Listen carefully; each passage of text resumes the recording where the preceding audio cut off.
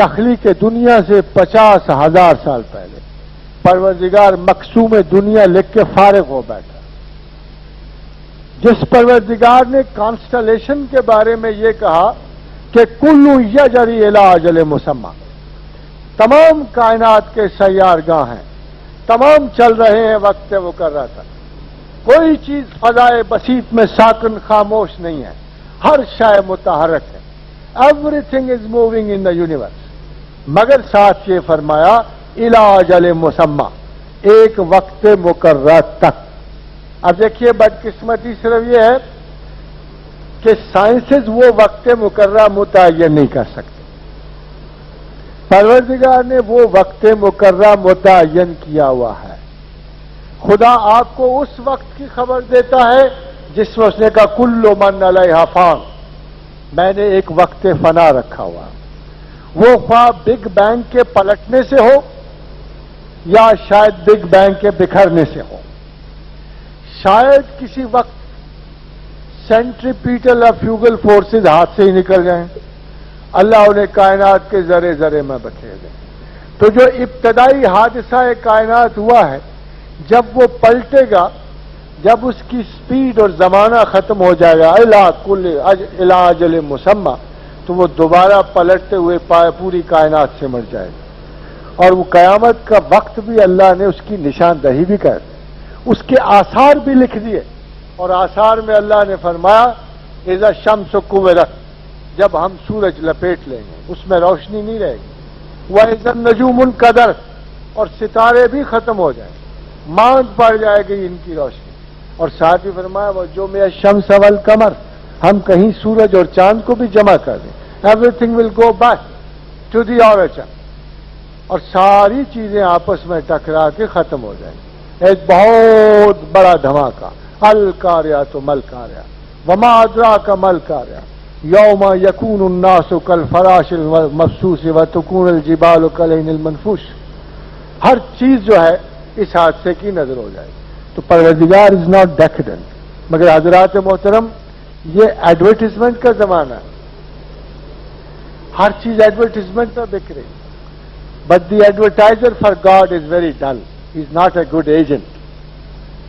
مصیبت یہ ہے کہ پروردگار تو بڑا ماڈرن ہے، مگر جو اس کو ایجنٹ فار سیل ملے ہوئے ہیں وہ بڑے نکمے ہیں، بڑے ڈیکیڈنٹ ہیں.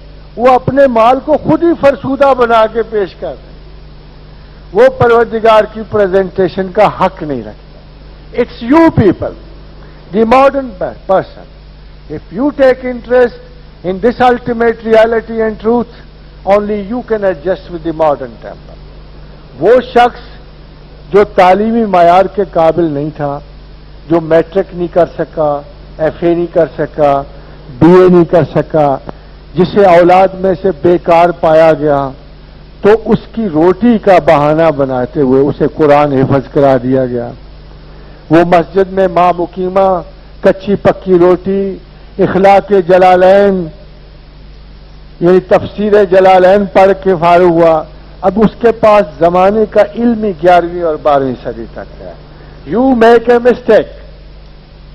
اگر وضو کا مسئلہ پوچھنا ہو تو ضرور مسجد کے عالم کے پاس چاہیے. اگر جنابت کا آپ پوچھنا ہو تو ضرور جائیے. اگر آپ نے زکوٰۃ کا حصہ پوچھنا ہو تو ضرور جائیے. But if you are really interested in higher questions about truth, reality and God, تو اس کے لیے آپ کو محنت کرنی پڑے گی. کم سے کم اتنی محنت جتنی ایک پوسٹ گریجویٹ ڈگری کے لیے چاہیے. It's a knowledge, it's a total knowledge. علوم کا علم ہے، خدا کا ایک علم نہیں ہے. کائنات میں بکھرے ہوئے بے شمار علوم اسی کے ہیں. اگر آپ کو خدا کو جاننا ہے تو پھر علم کی وسعت اور ادراک اور بصیرت سے کام لینا ہوگا، اور وہ اس کی شناخت اس کے بغیر محال ہے. وما علینا الا البلاغ. اب جو کوئی سوال ہوں گے نماز کے بعد انشاءاللہ تعالی. یہ ابھی جیسے کہ آپ کے کارڈز کے اوپر پروگرام لکھا ہے، لیکن کئی احباب کے پاس کارڈز نہیں ہوں گے اس وقت، تو میں دوبارہ پروگرام دہرائے دیتا ہوں کہ ابھی نماز عصر کا وقفہ ہے. اس کے بعد پھر ڈسکشن سیشن ہے. نماز کے ساتھ ہی چائے کا اہتمام ہے، تو پیچھے ہال میں چائے پیجیے گا. اس کے بعد 2 ڈسکشن سیشنز ہیں. 6:30 بجے پھر وقفہ ہوگا نماز مغرب کا. پھر تیسرا سیشن 7 بجے شروع ہوگا اور 9 بجے جو ہے وہ ڈنر کیجیے گا. شکریہ. اور ان میں جو بھی سوالات پہلے آپ نے لکھے ہوئے ہیں یا پروفیسر صاحب کے ایڈریس کے بعد آپ کے ذہن میں آئے ہیں، آپ سے گزارش ہے کہ وہ کرنا چاہیں انہیں تھوڑی دیر انتظار کرنا ہوگا، کیونکہ کچھ سوال میرے پاس تحریر کی شکل میں موجود ہیں. پہلا سوال ڈاکٹر طاہر نے کیا ہے کہ تصوف پر ایک بنیادی الزام یہ ہے کہ اس کا اسلام سے دور دور سے کوئی واسطہ نہیں، بلکہ یہ یونانی تصوف اور ہندو مذہب کی پیداوار ہے. آپ اس بارے میں کیا کہتے ہیں؟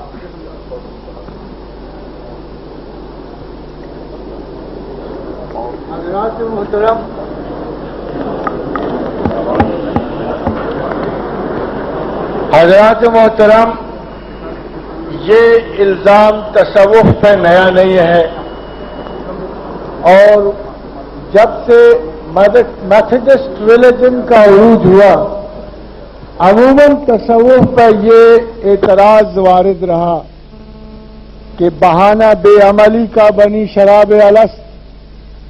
کبھی حافظ اور عمر خیام کی ریفرنس سے اس کو ایک عمل گریزاں سمجھا گیا، کبھی تصوف کو یونانی فلسفہ اشراق کی تعبیر خیال کیا گیا.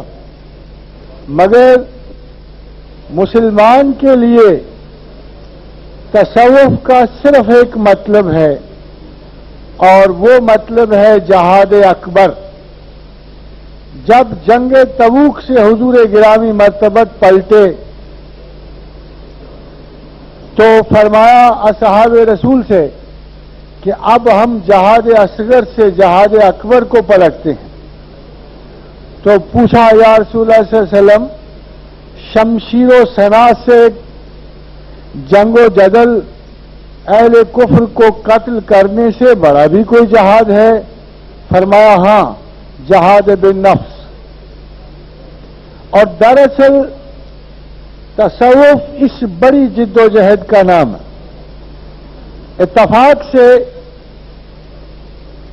بانو قدسیہ اور اشفاق احمد نے لاہور میں ایک سوال پوچھا تھا جو سمپلیفائی کر دے گا آپ کے پروسیس کو. تو انہوں نے پوچھا کہ تصوف کی سمپلسٹ پاسبل تعریف کیا ہے؟ میں نے ان سے عرض کی کہ تصوف ایک صحیح عمر میں صحیح ترجیح کے انتخاب کو کہتے ہیں. ایک صحیح عمر پر اگر ایک شخص نے ترجیح اول کے طور پہ خدا کا انتخاب کر لیا ہے تو وہ صوفی ہے. وہی بات ایک ایسی عمر میں چوائس نہیں کہا جا سکتی جس میں آپ کی قوت عمل، ارادہ اور ذہن ختم ہو چکے ہیں. اس لیے ہم صوفی اس کو کہتے ہیں، اور صوفی کا لفظ 3-4 مشتق میں موجود ہے. بعض لوگ اس کو اصحاب صفا کی طرح کا لباس اور ان کی طرح اعمال کو صوفی صفا سے نکلا ہوا کہتے ہیں. بعض لوگ اس کو اس لیے صوفی کہتے ہیں کہ عموماً نادار اور غریب لوگ جو تھے یہ اونٹ کے پشم کی لباس پہنتے تھے، لباس صوف پہنتے تھے. مگر صوفیاء کے نزدیک لفظ صوفی جو ہے صفائے قلب سے ہے.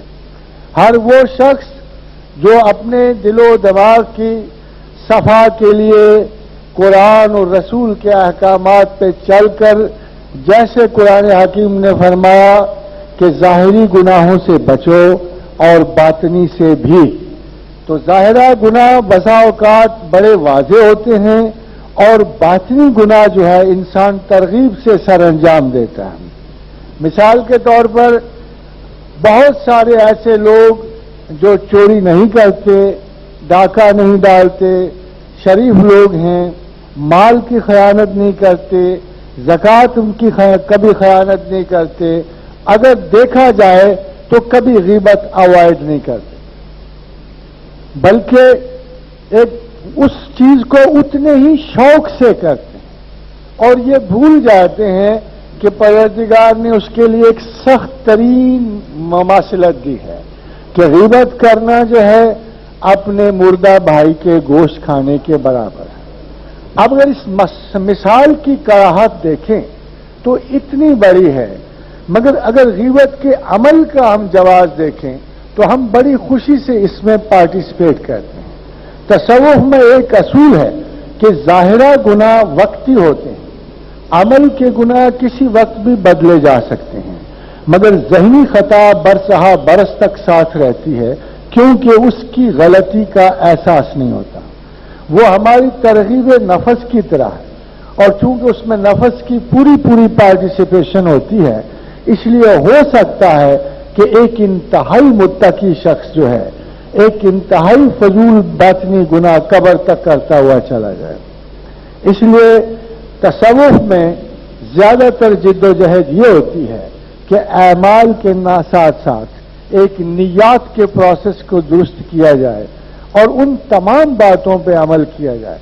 और इसके लिए हमारे पास जो वाहिद प्रैक्टिकल मिसाल होती है किसी भी सूफी के लिए, जिसे आप फना फिर रसूल कहते हैं, उसका असल मतलब ये है कि हम रसूल अकरम सल्लल्लाहु अलैहि वसल्लम के सिफात आलिया के साथ हम आहंगी पैदा करें, आइडेंटिफिकेशन पैदा करें। यह उसूल है कि जब कोई शख्स किसी को पसंद करता है तो उसकी आदात व खसाइल का असर भी उस पर किसी न किसी तरीके से जरूर होता है।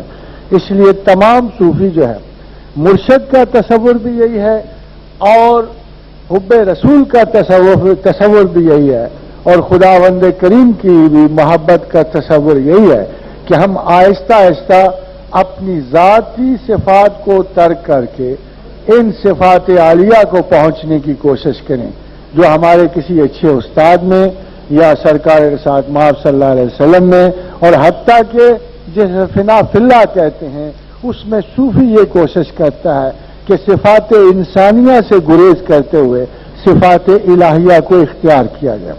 उसकी मिसाल इस तरह है कि अगर सूफी ये जानता है कि उसमें गुस्सा बहुत ज्यादा, और ये सूफिया के इल्म में सबसे बड़ी इंपॉर्टेंट चीज जो है अपने आप को जानना है। वमन आरफा नफ्सहु फकद आरफा रब्बा। जब वो ये जाने कि मुझ में एक कोताही अमल मौजूद है और एक गलती फिक्र मौजूद है तो वो कोशिश करता है कि बड़े बुजुर्गों की मिसाल पर उस गलती को अपने इज्तिहादी फिक्र से दूर करे, मोहब्बत खुदावन से दूर करे, मोहब्बत रसूल से दूर करे, मोहब्बत शेख से दूर करे और खुदा की याद के साथ साथ इन प्रोसेसेस पे चलने वाले को सूफी कहते हैं। वरना सूफी ना, ये मुश्किल काम है। एक बड़े से बड़ा दलेर मुजाहिद भी जब मैदान जंग में खड़ा होता है तो बड़ी आसानी से जान दे सकता है, मगर अपने कर्ब को फेस करना बड़ा ही मुश्किल है। इसीलिए खालिद बिन वलीद जब एड़ियां रगड़ते हुए वापस अपने बिस्तर पर फौत हुए तो वो कहा करते थे कि मैंने 125 महारबों में हिस्सा लिया और हर जगह में खतरे के इंतहाई नाजुक अमल में पहुंचा कि काश मुझे मैदान में शहादत नसीब हो, मगर मेरे इस हाल को देखो कि मैं अपने आप से लड़ता हुआ मर रहा हूं और बेचैन और मुस्तरिब हूं। दूसरा सवाल कुछ तवील है, इसमें रेफरेंस दिया गया है उस पेपर का जो हमने इनविटेशन कार्ड के साथ आपको दिया था कि आपके लम्हा फिक्र की तीसरी सतर में लिखा गया है कि तख्लीक आदम से खुदा को क्या मकसूद था। इस ज़िमन में हमें मुताले कुरान से ये मालूम हुआ है कि हमने आदम और जिन्नों को इबादत के लिए पैदा किया। जिन्नों के बारे में तो मेरी मालूमात बमंजिल ही सिफर हैं, अलबत्ता औलाद आदम के बारे में वसूख से ये कहा जा सकता है कि औलाद आदम लाखों साल से मंशाए खुदाबंदी पर पूरी नहीं उतरी। इंसान की तवील तारीख में अलवही रोशनियां बिल्कुल थोड़े अरसे के लिए जमीन के एक महदूद हिस्से को मुनव्वर करती रहीं और फिर नामालूम तारीख सदियों के साए छाए रहे और लाखों इंसानों की लाखों नस्लें फुस्क फजूर के अंधेरों में गलता रहीं। इब्ने आदम की तारीख इस सिलसिले में बड़ा होलनाक मंजर पेश करती है, यहां तक कि हकीमुल उम्मत को भी कहना पड़ा कि तुझको खुश आती है आदम की ये अर्जानी, क्या तख्लीक आदम का यही मकसद था? तो क्या यौमुद्दीन के मौके पर खरबों इंसानों को خدا نامعلوم مدت کے لیے جہنم میں ڈال دے گا اور صرف چند کو جنت کی ابدی مسرتیں دی جائیں گی؟ کیا اللہ اور تخلیق آدم اور تخلیق کار مقصد کائنات کے مشن میں خدا اتنا فوز المرام واقع ہوا ہے؟ برائے کرم روشنی ڈالی جائے۔ ماسٹر مالک نصیر احمد صاحب۔ حضرات محترم، سوال تو اچھا ہے مگر بڑا لوکل ہے۔ یہ ہماری ایک بڑی بدقسمتی ہے کہ ہم کائنات کے بہت بڑے رب کو صرف ایک اسمالر ہیومن اینگل سے دیکھتے ہیں۔ سب سے پہلی بات تو یہ ہے کہ صرف ایک حدیث سے، جو حدیث قدسی ہے، ہمیں اس تخلیق کائنات کا پہلا مقصد جو ملتا ہے وہ بڑا سادہ سا ہے کہ کن تو کنزن مخفین، میں ایک چھپا ہوا خزانہ تھا، ما احباب تو مجھے اپنی ذات سے انس پیدا ہوا، ان عرفا میں نے چاہا کہ میں جانا جاؤں، فخلقت الخلق لیعرفونی تو میں نے مخلوق کو اپنے تعارف کے لیے پیدا کیا۔ آج تک بدقسمتی یہ ہے کہ کوئی تخلیق یہ حق نہیں رکھتی کہ خالق کی کارکردگی یا اس کی تخلیق یا اس کے کسی پیٹرن پر اپنے کسی کوشچن کو وارد کرے۔ فار ایگزامپل، ہم بڑی بے بسی سے بہت برے شعر کسی شاعر کے سنتے ہیں، مگر اس بیچارے شعر کو یہ توفیق نہیں ہو سکتی کہ شاعر کو کہے کہ کمبخت مجھے اتنا بد ذائقہ تو نے کیوں لکھا۔ تو بدقسمتی سے تخلیق کے پیٹرن میں ہی خالق کو کوشچن کرنا نہیں لکھا۔ ہم صرف اس غرض و غایت پر غور کر سکتے ہیں جو خالق نے ہمیں خود بتایا۔ اب اس تمام صورتحال میں پروردگار جو ہمیں واحد غرض و غایت دے رہے ہیں کہ جب اپنے جلال و جمال کے پیٹرن کو اس نے دیکھا اور اس نے چاہا کہ وہ ایک خوبصورت خلاق عالم کی حیثیت سے تعریف کیا جائے، تو اس نے پھر کوئی ایسی مخلوق پیدا کرنی چاہیے جو اس کی تعریف کرے۔ اب یہاں ایک اور بہت بڑا المیہ یہ واقعہ ہوا کہ جس مخلوق کو بھی وہ پیدا کرتا تھا وہ پہلے سے آرڈین تھی۔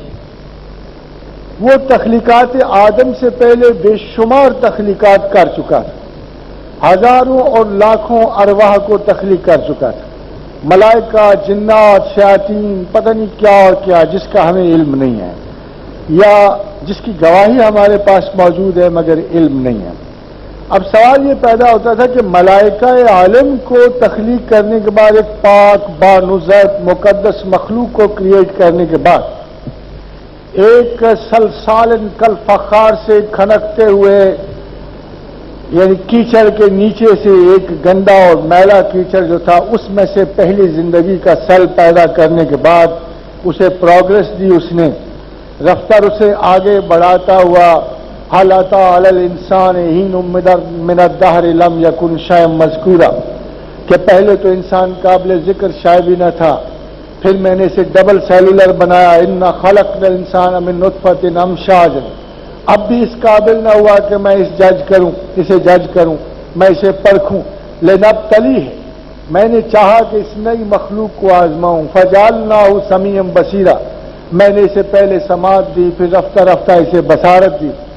یہ سارے سسٹم مکمل کرنے کے بعد جب بایولوجیکل انسان پورا ہو گیا تو اب بھی خدا کا مقصد پورا نہیں ہو رہا تھا، تو اس نے کہا کہ اب میں نے ایک لاسٹ عمل اس کے ساتھ کیا، انا ہدیناہ السبیل، میں نے اسے عقل و شعور بخشا اور چوائس اس پہ چھوڑ دیا۔ یعنی ہمارے پاس وہ انسٹرومنٹ تھا کہ جس میں چوائس اللہ کے پاس نہیں انسان کے پاس تھا، اور میں نے اب اس میں وہ صفت پیدا کر دی، اما شاکرم و اما کفورا، چاہے تو مجھے مانے چاہے تو میرا انکار کر دے۔ اب پروردگار نے تمام تخلیقات کے بعد اس انسان کا پیدا کرنا اس لیے مقصود تھا کہ وہ ایک لگی بندی عبادت سے تنگ آ چکا تھا۔ میں نے ہی اگر آپ کو کہہ کر اپنی تعریف کرانی ہے اور اگر آپ میرے زور و جبر کے سائے میں ہی میری تعریف کرتے جائیں گے تو کسی بھی ماسٹر مائنڈ کو تسلی نہیں ہوتی، بلکہ خدا یہ چاہ رہا تھا کہ کوئی ایسی مخلوق ہو کہ جسے یہ چوائس ملے مجھے جاننے پہچاننے کا، مجھے ماننے کا اور میری تعریف و توصیف کرنے کا۔ اسی حدیث کے ساتھ ایک اور حدیث وابستہ ہے جہاں تھوڑا سا لفظ بدل گیا. دونوں حدیثیں صحیح ہیں مگر تھوڑا سا لفظ بدل گیا. اور وہ حدیث یہ کہتی ہے کہ کن تو کنزن مخوین ما احببت ان عرفا فخلقت الخلق فخلقت محمد، کہ میں نے جب چاہا کہ مجھے تعریف و توصیف میری ہو اور میں نے اس مخلوق انسان اور آدم کو تخلیق کیا تو میں نے خاص طور پر محمد کو تخلیق کیا اپنی تعریف کے لیے. اس کا مطلب یہ ہے کہ جب چوائسز بھی دیے جائیں گے اور ہم 400 اور 500 بندوں کو بھی چوائسز دیا جائے گا تو پھر بھی پیٹرن میں کوئی کمی بیشی رہ جائے گی اور پروردگار عالم کو پھر بھی اپنی تعریف کے لیے ایک بیسٹ پاسبل اپریشیٹر کی ضرورت پڑے گی.